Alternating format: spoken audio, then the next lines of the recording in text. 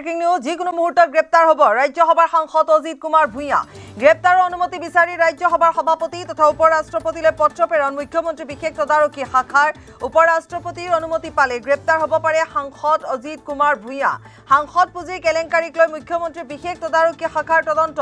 অজিত কুমাৰ ভূঞাৰ বিৰুদ্ধে উত্থাপিত হৈছে কমিছনৰ অভিযোগ সাংসদ পুঁজিৰ কেলেংকাৰীক লৈ অজিত কুমাৰ ভূঞাক জেৰা কৰিছিল সিএম ভিজিলেন্সে ইতিমধ্যে কেলেংকাৰীত জড়িত অভিযোগত কেইবাগৰাকীও এছিএছ বিষয়া কাৰাগাৰলৈ নিক্ষেপ কৰাৰ লগতে চাকৰিৰ পৰা বৰখাস্ত কৰা হৈছে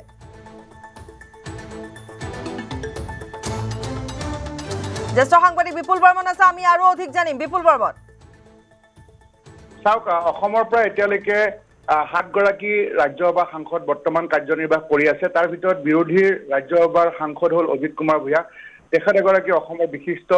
সাংবাদিক আৰু তেখেতৰ বিৰুদ্ধে অভিযোগ উত্থাপিত হৈছিল যে তেখেত যেটো এমপিএলএডি ফান্ড প্ৰায় 7 কোটি টকাৰ তেখেতে নামনি অসমত বিভিন্ন ঠাইত তেখেতে পদ বনাবলৈ তেখেতে ডিস্ট্ৰিক্ট পত্ৰ লিখিছিল আৰু সেই অনুযায়ী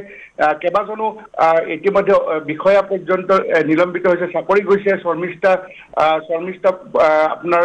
চাকৰি বৰখাস্ত হৈছে আৰু সুকন্যা বৰা তেওঁ নিলম্বিত হৈছে মুনিন বৰদলৈ নিলম্বিত হৈছে হেমন্ত দত্ত নিলম্বিত হৈছে এটো প্ৰায় 7 কোটি টকাৰ আসলতে পাপৰি 2023 চনত এটো দ্বিতীয়টো গোচৰ আছিল সিএম ভিজিলেন্সত আৰু যোৱা 16 জুনত ৰাজ্যসভা সাংসদ অজিত কুমাৰ ভূঞাক তেখেতক তলব কৰিছিল সিএম ভিজিলেন্সৰ ৰূপনগৰ কাৰ্যালয়লৈ আৰু তাত 5 ঘণ্টা তেখেতক মাৰাথান জেৰা চলাইছিল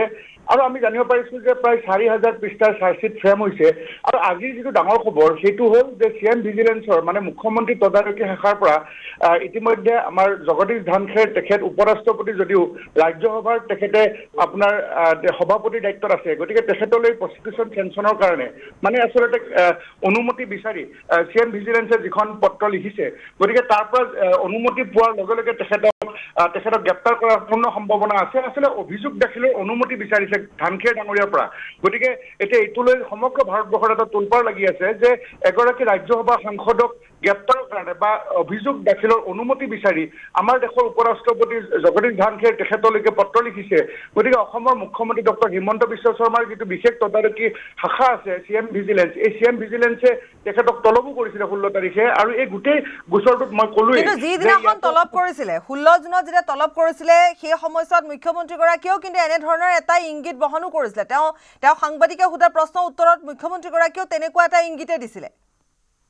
কিন্তু পাপৰি আমি যদি চাও অসমত ৰাজ্যসভা সাংসদ কিন্তু এনে ধৰণে যদি গ্ৰেপ্তাৰ হয় এটো প্ৰথম ঘটনা হ'ব কাৰণ আজি যদি বিধানসভাৰ এগৰাকী বিধায়কক গ্ৰেপ্তাৰ কৰিব লাগে তেতিয়ালে অসম বিধানসভাৰ অধ্যক্ষৰ অনুমতি লাগে ঠিক তেনে ধৰণে ৰাজ্যসভাৰ যদি এগৰাকী সাংসদক গ্ৰেপ্তাৰ কৰিব লাগে তেনেহলে ৰাজ্যসভাৰ সভাপতি যিগৰাকী উপৰাষ্ট্ৰপতি জগদীশ ধানখেৰ তেখেতৰ অনুমতি ল'ব লাগে সেইকাৰণে মই কৈছো যে প্ৰসিকিউশ্যন চেঞ্চনৰ কাৰণে পত্ৰ লিখিছে আৰু এই গোটেই গোচৰটো মানে 7 কোটি টকাৰ এটো গোচৰ আৰু ইয়াত কেলেংকাৰীত নাম হাঙুৰ খাই পৰিছে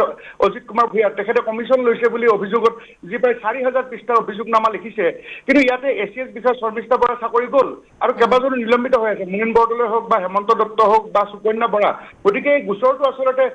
এই যিটো আপোনাৰ অভিযোগ এমপিএলএডি ফাণ্ডৰ 7 কোটি টকাৰ এইটো সহজ নহয় আৰু এইটো সকলোৱে গুৰুত্ব সহকাৰে লৈছে কিন্তু অজিত কুমাৰ ভূঞা এটা আমি যোগাযোগ এই মুহূৰ্তত স্থাপন কৰিছিলো তেখেত ব্যস্ত আছে গতিকে তেখেতৰ সৈতে আমি যোগাযোগ কৰাৰ পিছত জানিব পাৰিম যে তেখেতে কি ধৰণৰ প্ৰিকচন ল'ব কাৰণ যদি তাৎক্ষণিকভাৱে তেখেতক গ্ৰেপ্তাৰো কৰে অৰ্থাৎ উপৰাষ্ট্ৰপতিলৈ পত্ৰ প্ৰেৰণ কৰা হৈছে তেওঁ যদি সন্মতি প্ৰদান কৰে তেতিয়াহলে গ্ৰেপ্তাৰ হোৱাটো নিশ্চিত পাপৰি হেতু হয় কিন্তু এই মুহূৰ্তত এই সাংসদ গৰাকী নতুন দিল্লীত আছে গতিকে তেখেতৰ সৈতে আমি যোগাযোগ কৰিব পৰা নাই কিছু সময় পিছত যোগাযোগ হলে জানিব পৰা যাব তেখেতে আসলে এডভোকেটৰ লগত কথা পাতিছে নাই কাৰণ তেখেতক যদি তেখেতে অনুমতি পায় তাৎক্ষণিকভাৱে তেখেতক গ্ৰেপ্তাৰ কৰিব তাৰ পিছত তেখেতে কি ব্যৱস্থা গ্ৰহণ কৰিব সেইটো লক্ষণীয় হ'ব কিন্তু পাপৰি তেওঁ বৰ্তমান দিল্লীত আছে হয় ধন্যবাদ জনাইছো বিপুল বৰ্মা